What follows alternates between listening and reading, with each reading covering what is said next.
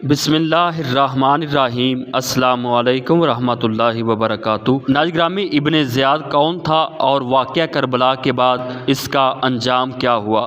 تو ناظرین قدر، ابن زیاد جس کا اصل نام عبید اللہ ابن زیاد تھا، کہا جاتا ہے کہ اس کی والدہ ایک یہودی خاندان سے تعلق رکھتی تھی۔ عبید اللہ ابن زیاد یزید کی طرف سے کوفہ کا گورنر تھا۔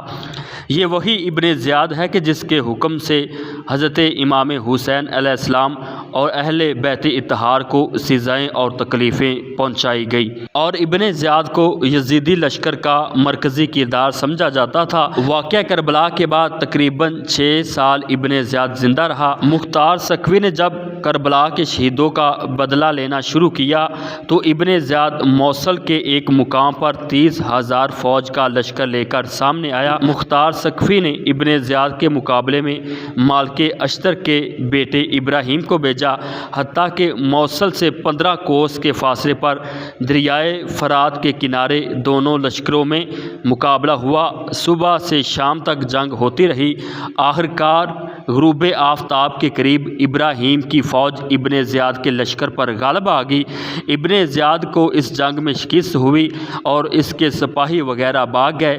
اس وقت ابراہیم اشتر نے اپنے سپاہیوں کو حکم دیا کہ مخالف سمت میں جو بھی ہاتھ آئے اسے زندہ نہ چھوڑا جائے۔ چنانچہ ابن زیاد کے بہت سے سپاہی ہلاک کر دیے گئے۔ اسی جنگ میں ابن زیاد 10 محرم کو دریائے فرات کے کنارے مارا گیا اور اس کا سر کاٹ کر ابراہیم کے پاس بھیجا گیا۔ پھر ابراہیم نے ابن زیاد کا سر مختار سقفی کو کوفہ بھیج دیا۔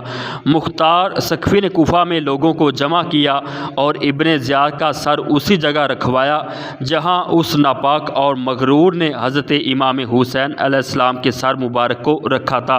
مختار نے لوگوں سے خطاب کیا اور کہا کہ اے لوگو، دیکھ لو، حضرت امام حسین علیہ السلام کے خون ناحق نے ابن زیاد کو نہ چھوڑا، اور آج اس نامراد کا سر ذلت اور رسوائی کے ساتھ یہاں رکھا ہوا ہے۔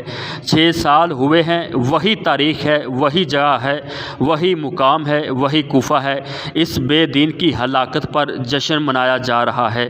تو ناظرین گرامی، اسی طرح جب ابن زیاد کا سر مختار کے سامنے لا کر رکھا گیا تھا تو ایک بڑا سانپ نمودار ہوا۔ وہاں پر موجود لوگ سانپ کو دیکھ کر ڈر گئے۔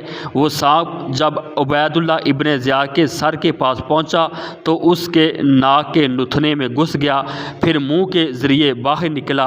اسی طرح سانپ نے 3 بار کیا، پھر وہ سانپ غائب ہو گیا۔